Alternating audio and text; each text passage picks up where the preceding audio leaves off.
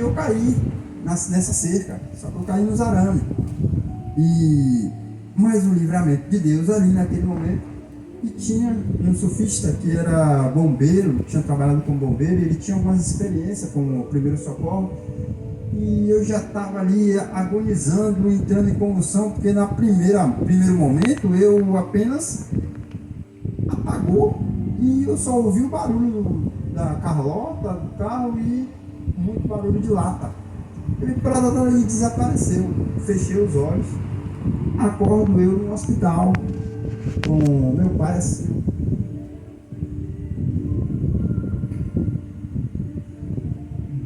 velando eu, observando eu, ver qual era o momento que eu ia acordar. Eu tinha entrado num coma nesse momento, por volta de umas 5 horas da tarde, até umas 5 da manhã. Foi a hora que eu vi meu pai. Então eu só fechei os olhos nesse momento na pista do lado de lá e acordei no hospital Carlos Luiz Eduardo. E eu fiquei analisando, de meu Deus, ó, caí, agora o que aconteceu comigo? E sempre eu parava para pensar, o que foi que aconteceu? Como aconteceu isso comigo? Como aconteceu? O que aconteceu? Será o carro tombou lá e tal? Um falava de um jeito, outro falava de outro, um pouco diferente. Mas rapaz, diferente esse negócio. Eu ficava sempre pensando o que tinha acontecido comigo. E a palavra de Deus diz que o Senhor levou o povo para o deserto para saber o que tinha no coração. Mas até então, o Senhor abriu o mar vermelho, fez o povo passar a pé enxuto no mar aberto ao meio e fez a estrada do pessoal passar. Só que esse milagre não tirou o pecado do povo. Esse grande milagre, esse grande feito, não fez com que o povo se posicionasse na presença de Deus. E eu fiquei analisando, digo, bom, eu recebi um livramento muito grande.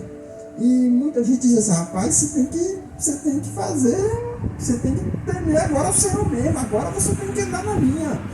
Eu tomava aquela responsabilidade ali para mim, aquele negócio assim, rapaz, por que eu tenho que fazer tudo isso que estão me cobrando? Porque a cobrança é grande para mim.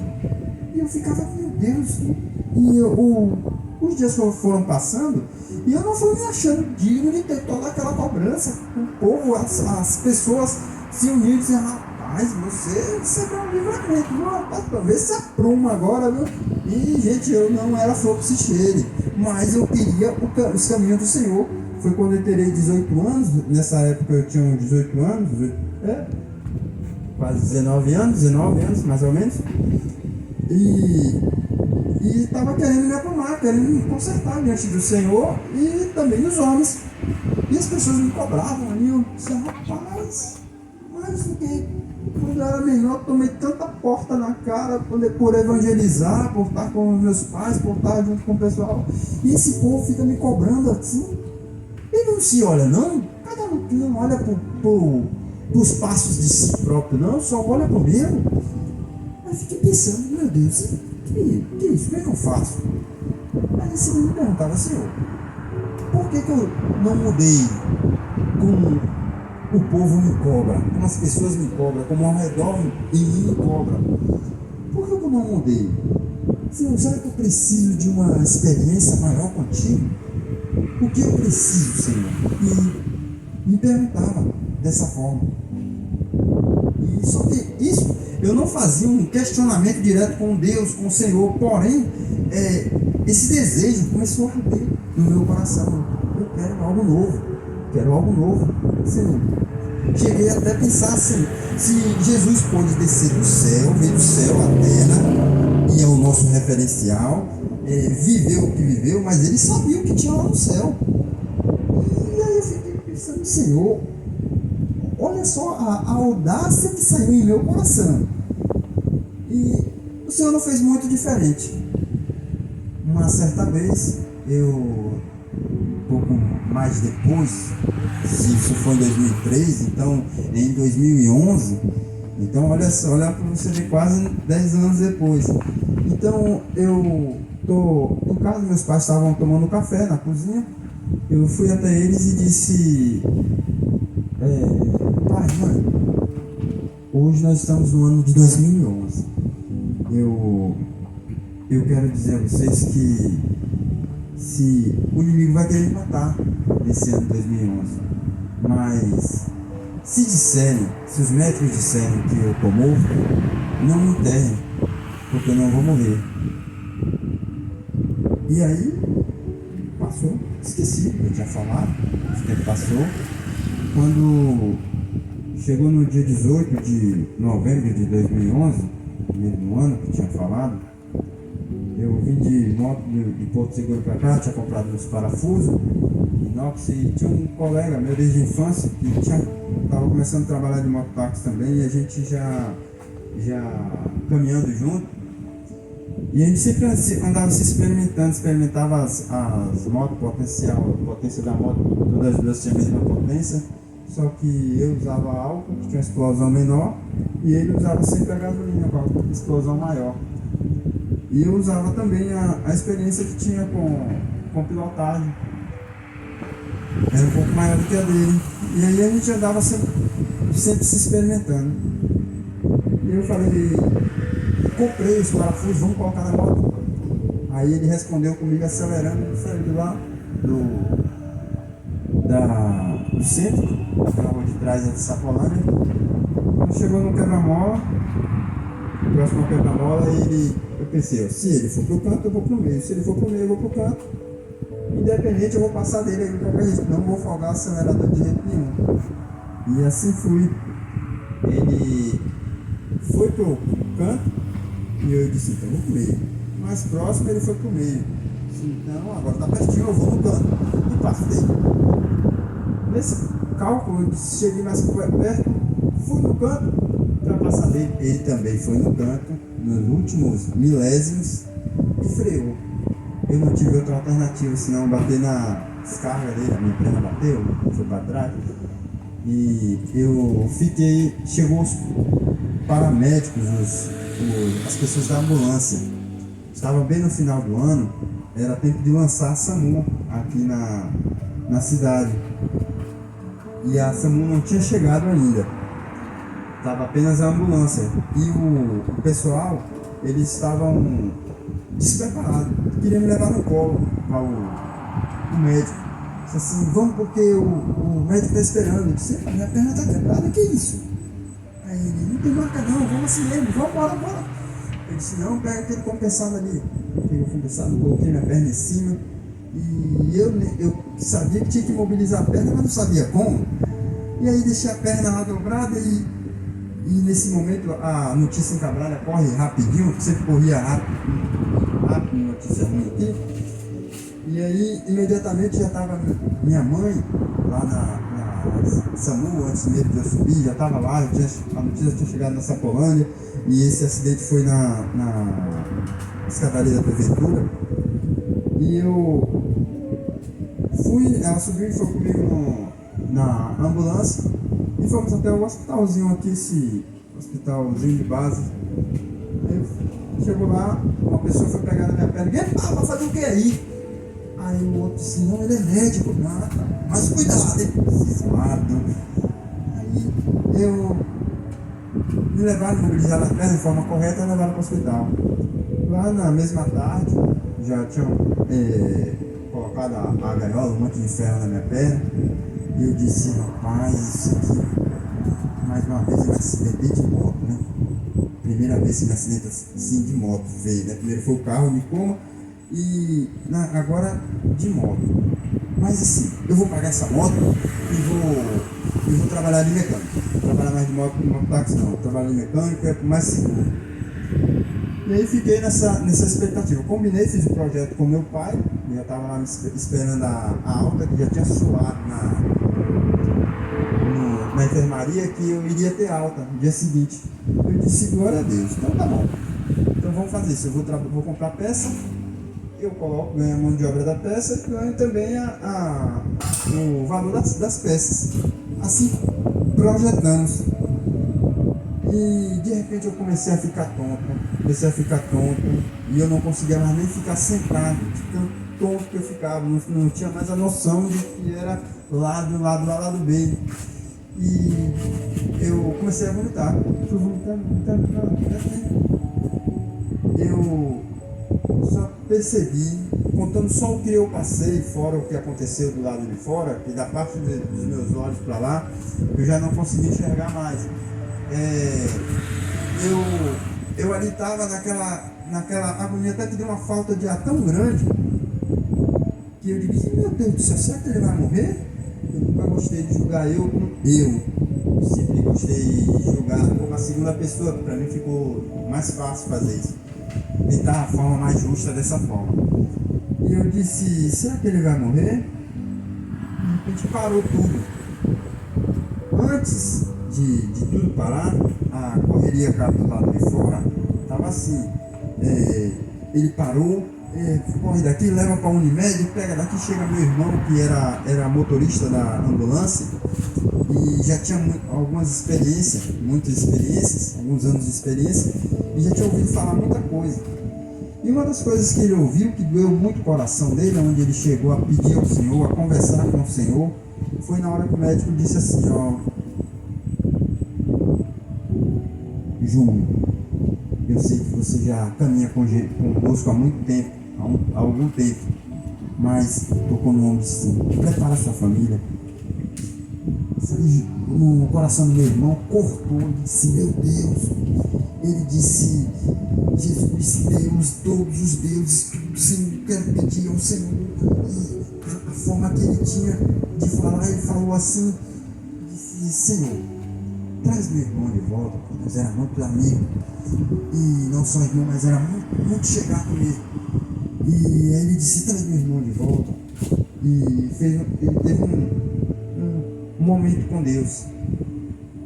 Eu quero dizer para os irmãos que não importa o que você passar, não importa o que acontecer com você, mas tudo nessa terra, tudo há um propósito para cada coisa que você passa.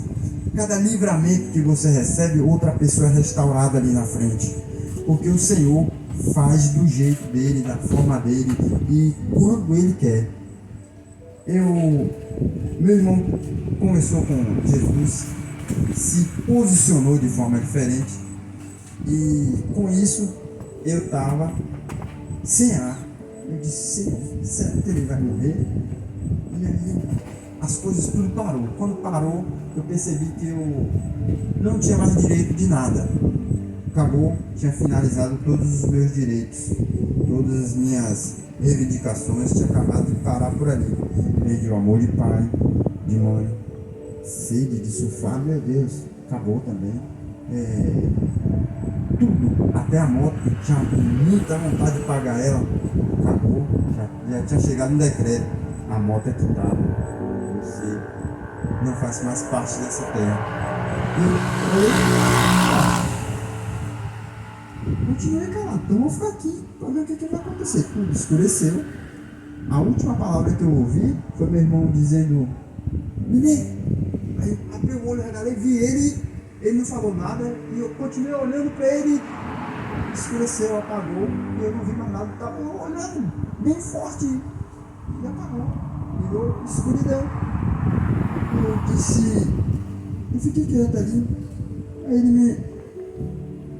Bom, já que eu perdi tudo isso aí, eu vou ficar para ver o que acontece, né? Ficar quietinho. De repente, entrou na sala onde eu estava. Não demorou muito tempo, mas foi um pouco de tempo, não sei quanto tempo, mas entrou pela sala um bolo de trevas. É como se você olha durante o dia, você vê uma nuvem. Só que nunca a gente vê uma nuvem pequena, escura. Você vê uma nuvem grande, escura, mas a nuvem clara você consegue ver porções de nuvem clara, você pode ver até desenhos de nuvem.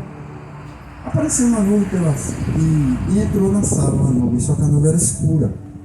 A nuvem bem densa, escura, e ela entrou pela sala. Quando ela entrou na sala, rapaz, o que nós oramos aqui mais cedo um pouco sobre angústia, isso sobreveio todo esse nível de angústia, de sentimento de perda, desespero,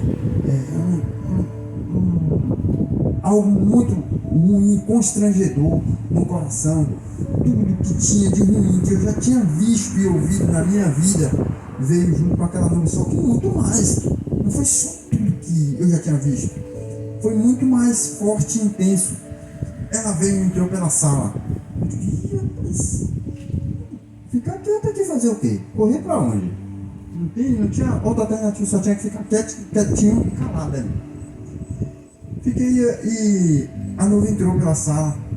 Ela veio e no momento que eu estava deitado ali, ela foi bem semelhante a esse aqui. Eu vou mostrar um exemplo.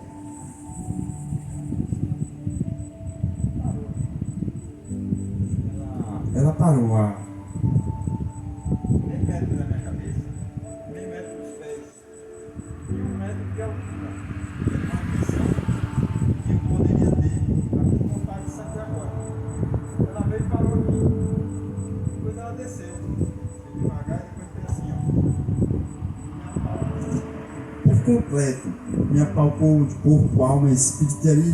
Corpo não tinha corpo ali. Eu só senti quando me apalpou e ela era quente. Era uma nuvem morna, não era muito quente assim, dizer não aguento mais de dor, mas era uma nuvem morna assim que apalpou a mim e disse assim, eu vou te levar para o inferno, porque você já fez isso. E apresentou diversas coisas que eu tinha feito. Até a água de coco que eu mandei com o velhinho que está passando ali, no Galateia, eu era muito artista, né? Então eu subi enquanto é pé de coco, as coisas, e assim fazia. Até a água de coco que eu mandei com o velhinho apareceu, por isso que eu vou te levar para o inferno. Eu disse, vixe, mas agora que... Bom, Senhor, eu não estava me prostituindo, isso eu tinha certeza, né? Eu não estava cometendo outro nível de adultério, mas se é para eu ir para o inferno, não estava nem reivindicando o que as trevas tinham me falado, mas eu estava simplesmente assim, bom, o reino é de Deus, ele faz o que ele quer. Se é para eu ir para o inferno, eu vou sofrer amargamente porque é isso que eu mereço. Fazer o quê? Aí fiquei quieto ali esperando para ver o que ia acontecer, né? Qual era o nível de sofrimento que eu ia ter. Aí de repente apareceu um homem vestido de branco, semelhante ao homem, ser semelhante ao homem, com um vestido de branco, onde o vestido dele ia até os pés, cobria tudo, não dava para ver o pé. E ele tinha luz própria, como se fosse uma lâmpada fluorescente. Hoje a gente tem bastante lâmpada de LED aqui, mas existe uma lâmpada fluorescente que muitos já viram, que é de vários modelos, outra modelo em espiral, outra em algum ciclo. Só que esse ser, ele tinha luz própria, onde os braços dele clareavam, o rosto clareava, mas não conseguia assim me encandecer. Se eu olho para essa lâmpada aqui, eu olho para ali, eu já está turvo, porque você já ficou encandecido, ele encandeou, né, os nossos olhos. E eu fiquei ali e ele disse assim, conhece Jesus? Eu parei, ué, Jesus é o único. Jesus. Aí eu fui ver e entender, já sabia que ali a única coisa que tinha de verdade no momento que nós estamos aqui na Terra, desde quando nascemos, é realmente a palavra. Se você contestar alguma coisa dentro da Bíblia, é porque você não entendeu o que está escrito. Mas se você observar a letra da Bíblia e observar o que tem atrás das letras, que é a revelação, você vai entender hoje, amanhã, ou daqui a 10 anos, ou daqui a 20 anos, ou daqui até o dia que o Senhor permitir, mas você vai entender, porque é decorrente ao nível do seu conhecimento.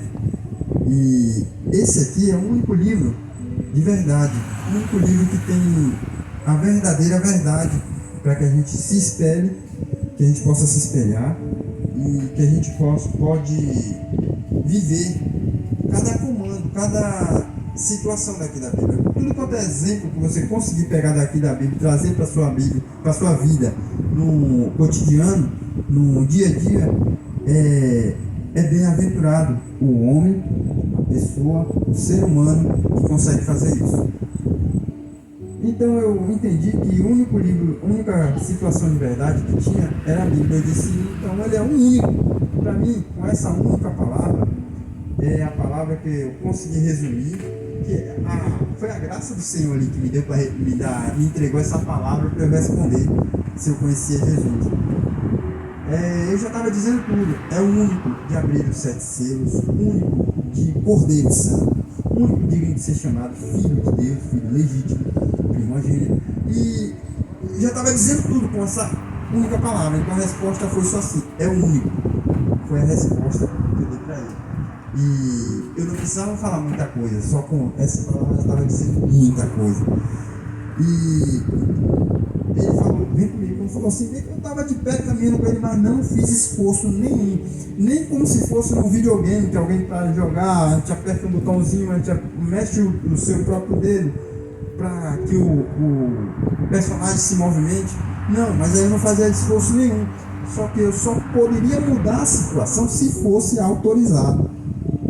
Eu fiquei ali naquela expectativa, naquela observação, vendo como se fosse uma imagem de uma situação real acontecendo comigo. Ele disse assim, vem comigo. Eu comecei a caminhar. Caminhei mais ou menos 10 metros, sim, assim como daqui para aqui, assim, coisa bem pouca. Eu vi quando já tinha uns 5 anjos, ali era anjos, porque eles tinham vestido até embaixo, sorrindo, não mexiam os lábios e diziam um pro outro assim, quem vem vindo aí?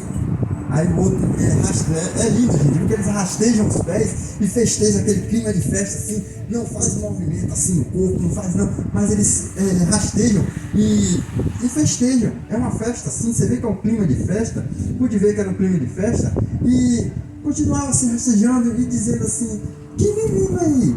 Aí o outro respondeu, é aquele que honra o pai, que honra a mãe, é aquele que é gentil com as pessoas mesmo sem conhecer, é aquele que obedece quando é repreendido. Eu disse,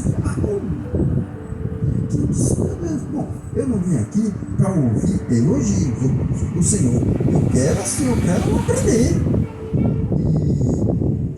E se eu fosse um pouco mais paciente, eu poderia dizer até mais coisas aqui do que se falava, porque hoje eu entendo e posso testemunhar que no reino dos céus conta o que você faz e as coisas boas que você pode fazer é ser gentil com as pessoas mesmo sem conhecer.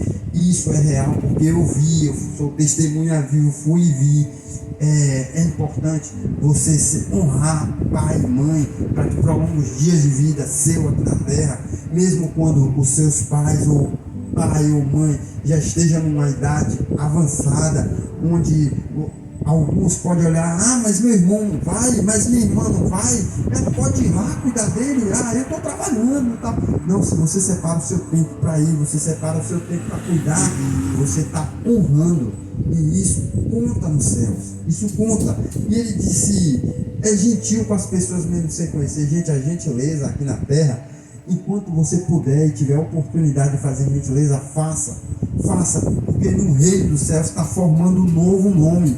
Então eles não me deram nome, eles não disseram é Denivaldo que está chegando, é Neném que está chegando, é Denis que está chegando. Não deram nome nenhum nome que meu pai me deu, não deram nome. Eles simplesmente não disse o nome, disse aquele que faz, aquele que isso. Então por isso a gente sabe que no livro de Israel, na língua de Israel, a gente sabe que cada letra tem um significado. Cada letra, cada palavra, meu Deus, é uma palavra que tem um significado enorme. Então nós podemos construir o nosso nome aqui na terra, como está escrito lá em Apocalipse, que nós vamos ter um novo nome, novas vestes. Não vamos ter 2 sexos, homem, mulher. Não, vamos ter novas vestes. A Bíblia fala de novas vestes.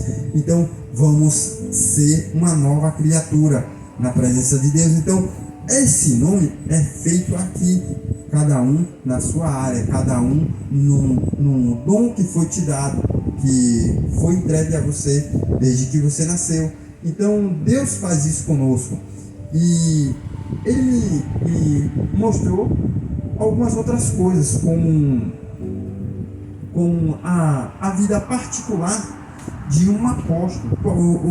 Eu admirava muito. Ele cuida de nação, de juventude, muita gente, ele cuida de muita gente. Eu cheguei aí num congresso organizado por ele, qual tinha milhares de jovens assim, passando no ar, assim, a noite em claro, e no dia seguinte, 6 horas da manhã, estava todo mundo lá na oração, e aquele tanto de jovem pulando. Eu digo, meu Deus, eu nunca vi tanta gente assim, adorando ao Senhor, mais do que no estado. O que é isso? Fiquei muito maravilhado com o trabalho dele. E quando eu cheguei lá, ele disse assim, mostrou a vida particular dele, que ele fazia atrás do altar, e eu disse, bom, então vamos ajudar a fazer o quê? O que eu posso fazer aqui? Não fui permitido a fazer nada. Seguindo mais em frente. E ele disse assim para mim, olha, você vai precisar voltar. Gente, eu quero dizer uma coisa. Ninguém que sempre ouve esse testemunho, ninguém que pisa no Santos não consegue dizer assim, vou voltar para a terra. Tá bom, tudo bem. Ninguém quer voltar, ninguém quer saber da terra. Gente, você tem garantido a eternidade. Eternidade é algo tremendo, é algo soberano, é algo assim que vai muito além de qualquer coisa que você já conseguiu enxergar aqui na terra. Se você achou uma coisa boa, se achou um prazer, um presente, qualquer coisa que você já viveu, achou que é bom, gente, maior do que o batismo com o Espírito Santo é o que tem pra gente lá na terra.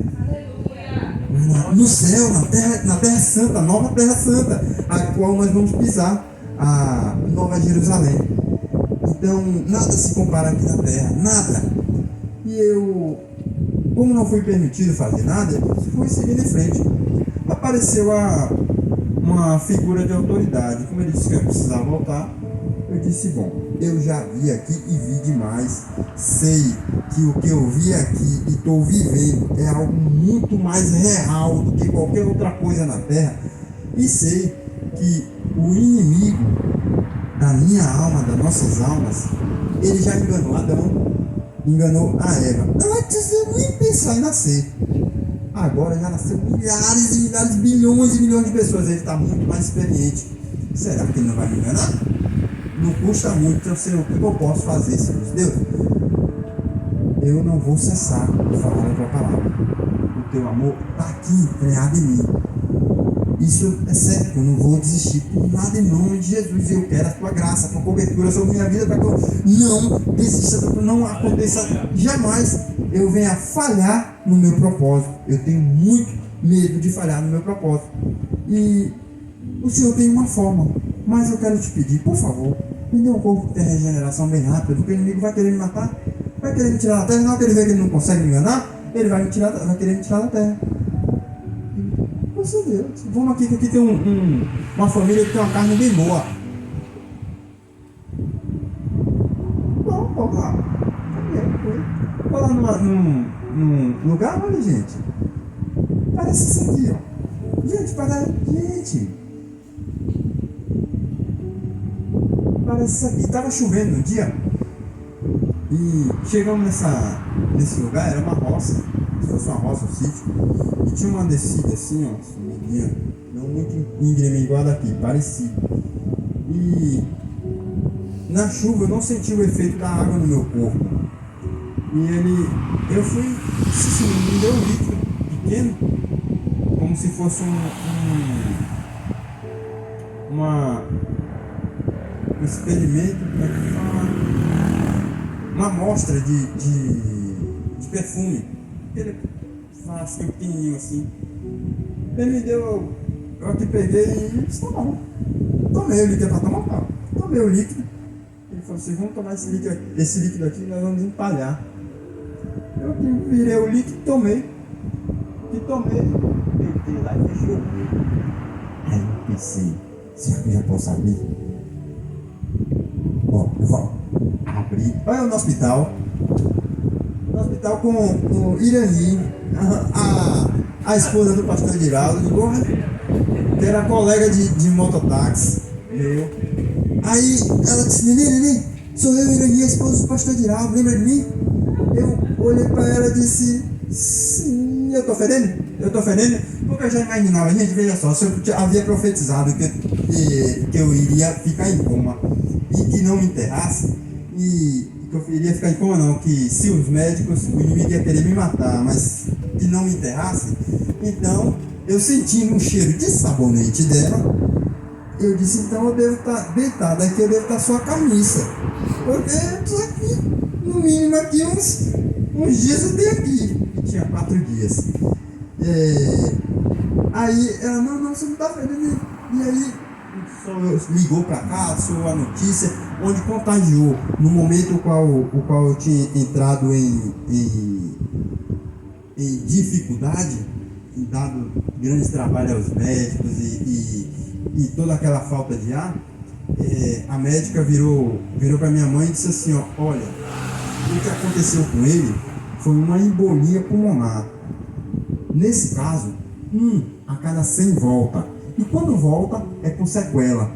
O seu filho vai virar um vegetal, não vai servir para mais nada. Isso foi em 2011. E minha mãe veio para casa, desesperada. Sabe? Entrava em uma igreja, entrava em outra, pedia oração, contagiou, anunciou a toda a Sapolândia contagiou o Cabral e as pessoas me moveram em oração por minha vida. E o que o Senhor fez daí para frente foi esse grande milagre. Enquanto ela orava aqui, enquanto outras pessoas oravam, Deus estava tendo passeio comigo. Com isso, o Senhor moveu o pastor Ederson, que estava em São Paulo indo para o Nepal. Ele moveu ele e ele veio de lá para cá, pelo esse comando do Espírito Santo. Veio, chegou aqui no hospital, pronto. Como que eu vou ver o Denis agora? Como que eu vou ver? O Senhor conduziu, não vai aqui. E ele foi, caminhou. Chegou lá na mesa na maca da UTI, onde eu estava. Ele começou a louvar, começou a adorar ao Senhor, começou a louvar. E minha mãe fala: que louvor aquele, meu Deus, começou a adorar. E o olho do meu filho só fazia assim, só mexia a pele do olho. Que louvor é esse? Até hoje ela não lembra, mas ela lembra da adoração.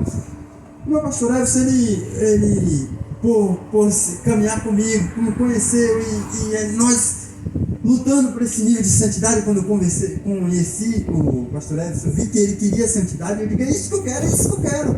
Então ele começou a adorar ali. Ele veio até mim, eu levantei. Olha só qual é o canal da adoração. Na adoração, você começa a louvar, a adorar, entra no Santo dos Santos, você começa a adorar o Senhor, vai adorando. Ele veio até mim e eu falei para ele, e eu lá deitado na maca, ele louvando no leito, e ele louvando. Eu vi quando ele chegou, aí eu disse: pastor Everson, você não sabe o que aconteceu. Eu vim desde quando ele ouvia, que eu estava aqui desde o começo. Aí eu: que maravilha, Deus é bom, Deus adora. E nós passamos aquele tempo junto, aquele momento junto, e foi algo assim tremendo, maravilhoso, porque ele estava ali comigo. Eu disse: então eu posso adorar, posso ver o que é, as coisas que vai acontecer. E fiquei muito feliz com a presença dele ali comigo. As demais coisas aconteceram. E eu disse: Jesus, que lindo. Quando ele veio aqui, eu disse: meu pastor, como foi aquilo? Como foi que o Senhor viu e conversou comigo? Ele: meu filho, é o canal da adoração. Quando a gente adora, a gente começa a adorar o Senhor, a gente entra no Santo dos Santos, a gente começa a falar com o Senhor, a gente começa a viver o Senhor, começa a viver o sobrenatural dele. E é como ele já havia me falado, e eu tinha a certeza que isso ia acontecer, tive a certeza disso acontecendo comigo. É aquilo que você sai daqui, você diz assim: eu vou até ali, vou consertar aquela cerca ali. Você sai daqui, às 20h41, 8h41, você chega ali às 8h43. No mundo espiritual, ao invés de você chegar até lá às 8h43, você chega lá às 8h38. Então, o tempo vai de trás para frente. A conta está errada. Vou fazer direitinho. Você sai daqui 8h40, você chega lá, como se você gastasse 5 minutos até lá. Você vai chegar lá 8h45? Não. No mundo espiritual, você sai daqui 8h40, você chega lá 8h35. Porque o tempo vai de trás para frente. E às vezes, para a gente entender a teoria é fácil, mas para viver a realidade do que é isso, você fala assim: meu Deus, como que eu fui da frente para trás, de trás para frente? Como é isso? O Senhor faz isso, o Senhor é poderoso, Ele tem tudo na mão. A eternidade continua, o tempo é apenas o limite. Ele para, você sai do tempo e entra na eternidade. O tempo é contado: 1, 2, 3, 4, 60, 31 minutos, vai 2, 3, 5, 10 minutos, 60 minutos, 1 hora. Então, esse é o tempo. Mas a eternidade vai passando, não tem pressa, não tem agonia, tem alegria. Uma coisa que é fantástica na eternidade é você receber a porção de alegria conforme a presença de quem está à sua frente ou quem vai te receber. Quando a Bíblia fala de Jeremias, que Jeremias estava triste, chegou triste diante do rei, ele poderia ser morto, porque ninguém podia chegar triste diante do rei. Mas Jeremias era amigo do rei e ele foi. O rei teve a curiosidade de saber o que estava acontecendo. Jeremias: minha cidade está destruída, eu preciso construir. Então, vai lá, Jeremias. Você precisa de quê? Precisa de material? Vai lá e constrói. Jeremias meteu a mão, ficou com a espada na mão e a colher na outra. Então, fazia aqui, construía, foi começando a construir o muro e a espada na mão, ninguém chamava ele: Jeremias, vem cá tomar um cafezinho, vem cá, vem aqui, Jeremias. Não, tem um propósito. Ele aqui, trabalhando. Então, o que o Senhor tem pra gente é isso. Deus tem o melhor pra gente e Ele quer fazer isso conosco. Ele nos dá uma direção, nos dá um alvo e nós precisamos conquistar o alvo. Assim é a eternidade. A eternidade, gente, é algo tremendo. A gente só precisa da presença de Deus. E a única coisa que a gente pode fazer é aprender a adorar a Ele com mais e mais excelência. E esse aprendizado a gente aprende aqui. Aqui na terra é o lugar de nós aprendermos a adorar o Senhor. Porque lá você vai fazer só o que você sabe. Lá você vai fazer o que você construiu em você aqui. Você vai ter um novo nome construído aqui na terra. Então você vai construir o seu nome aqui com as suas ações. É muito impressionante o reino dos céus. E para conhecer melhor o reino dos céus, é lendo a Bíblia. É aqui que está o maior conhecimento da gente. O testemunho, gente, é apenas uma porta para eu dizer a vocês que a Bíblia é o melhor caminho. A Bíblia é a melhor instrução que nós temos para adorar o Senhor é a Bíblia. Porque todos nós vamos prestar conta ao Senhor. A Bíblia fala e nós vamos prestar conta ao Senhor. E o que nós podemos fazer é aprender mais do Senhor para chegarmos lá com excelência. Quando eu cheguei, eu tinha uma porção de alegria tão grande que eu disse: onde eu vou depositar toda essa força, toda essa alegria, essa disposição? Para onde eu vou? Se é para cantar santo, santo, santo, santo sem parar, eu vou ter disposição para isso, eu quero fazer isso e vou fazer. Mas como é que eu vou fazer isso se eu vou passar na frente de quem já está aqui há mais tempo do que eu? Deixa eu analisar primeiro como é que é esse negócio aqui. Deixa eu ver, quem é que está cantando santo, santo, eu posso cantar ou não? Aí fui analisando para ver qual é o passo que eu ia dar. Gente, está tudo escrito aqui. Os passos que a gente precisa dar para aprender não chegar no céu com euforia, eu quero ir, não poder fazer alguma coisa ou fazer as coisas atropeladas, está aqui na Bíblia. A gente vai aprender a cantar, vai aprender a falar, vai aprender a caminhar, trazer o reino de Deus para a terra, é o que está dizendo aqui na palavra. venha a nós o teu reino e seja feita a sua vontade. Então nós vamos aprender a fazer a vontade do Senhor, não a nossa. Quando o pastor nos convocar a um jejum, gente, é fazer ali com toda a intrepidez. Senhor, eu quero fazer como se fosse para o Senhor. Jesus não é porque o pastor tem falhas e está me convocando para isso. Ah, o pastor da pessoa não tem, o pastor também tem essa falha aqui. O pastor é ser humano igual você, mas ele é usado como anjo da igreja para te abençoar. Nós temos de entender essa bênção de Deus para a gente, porque se nós não podemos honrar ao ser humano líder que está na sua frente, como você vai poder honrar ao Senhor que você não está vendo? Que só ouviu deles falar que eu conheci o reino dos céus, eu fui lá e é assim. Não, gente, você não está vendo, você não viu, mas você vê o seu líder usado pelo Senhor e precisa obedecer. Quando nós fazemos isso como se fosse para o Senhor, gente, nós somos muito mais abençoados.